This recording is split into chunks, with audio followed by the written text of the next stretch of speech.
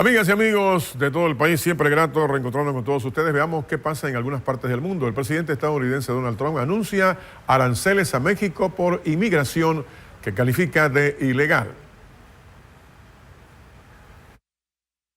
El presidente de Estados Unidos, Donald Trump, anunció el jueves que impondrá aranceles progresivos a México hasta que se detenga el flujo de inmigrantes indocumentados que llegan desde ese país a la frontera estadounidense. En un tuit, el mandatario anunció que Washington impondrá un arancel del 5% a todos los bienes que ingresan al país desde México y que las tarifas aumentarán gradualmente hasta que se resuelva el problema de la inmigración ilegal. La Casa Blanca explicó que los aranceles aumentarán a 10% el 1 de julio y luego tendrán incrementos de 5% cada mes hasta alcanzar el 25% el 1 de octubre, cifra en la que se mantendrán hasta que México detenga sustancialmente la entrada ilegal de extranjeros que ingresan a través de su territorio. El presidente mexicano Andrés Manuel López Obrador envió una carta a su par estadounidense, en la que le asegura que no quiere una confrontación y lo llama a dialogar, y en la que anuncia que el viernes estará en Washington una delegación mexicana. México, que comparte 3.200 kilómetros de frontera con Estados Unidos, tiene en el vecino del norte su principal socio comercial, al que envía más del 80% de sus exportaciones. Ahora, con un personaje que dejó huella en Panamá, el Papa Francisco ha llegado a Rumania con un mensaje de integración no solo para sus comunidades de fe, sino también para la Unión Europea. Posterior a las elecciones, tras los avances nacionalistas durante el viaje de 3 días al país, principalmente ortodoxo, que se encuentra en la encrucijada de Europa Occidental y Oriental, se espera que el Papa Francisco toque temas que alimentan el nacionalismo, como es el caso de la pobreza, igualmente lo relacionado a la interreligiosidad.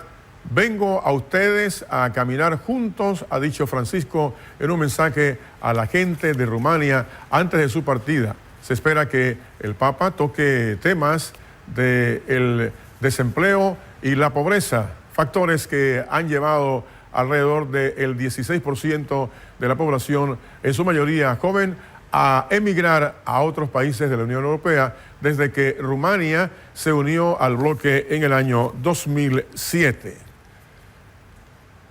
Nos ubicamos en otro punto y es que nueva jornada de protesta en Brasil contra el bloqueo de fondos para las universidades federales decidido por el gobierno de Jair Bolsonaro.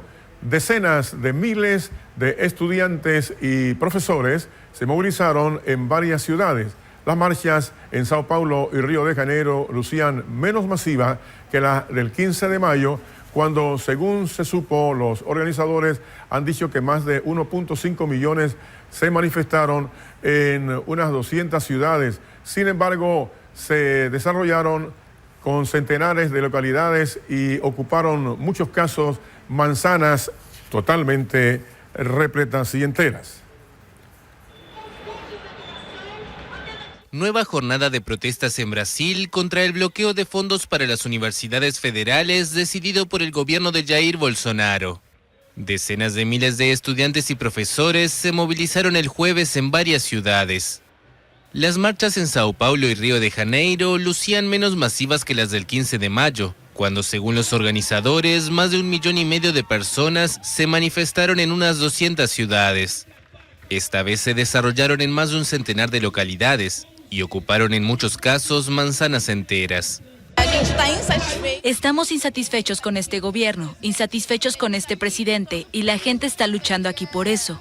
Esto es solo un poco de lo que la gente puede decir de nuestra insatisfacción.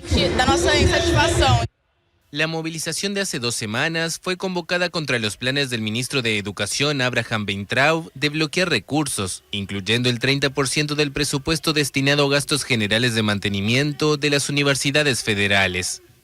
Ya desde entonces los estudiantes anunciaron su intención de regresar a las calles y no cambiaron de opinión tras la decisión del gobierno de liberar algunos fondos para la educación.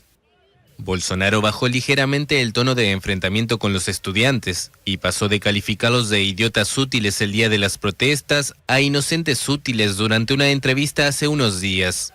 Pero el Ministerio de Educación advirtió el jueves en un comunicado que los profesores, alumnos e incluso los padres no estaban autorizados a divulgar y estimular protestas durante el horario escolar, y alentó a la población a denunciar ante el ministerio la promoción de eventos de ese cuño.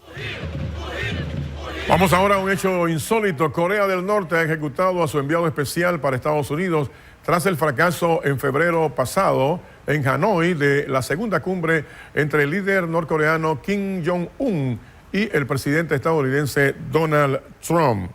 Según publica este viernes un diario surcoreano, el Chosun Ilbo afirma que Kim Yong-chol, que realizó el trabajo preparatorio ante la cumbre y viajó hasta la capital vietnamita a bordo del tren privado de Kim Jong-un, fue fusilado por haber supuestamente traicionado al líder supremo tras haberse puesto al lado, según se dice, de Estados Unidos antes de la reunión. El periódico también dijo que el intérprete de Kim Jong-un, Shin Hae-yong, fue enviado a un campo de prisioneros por un error en la cumbre.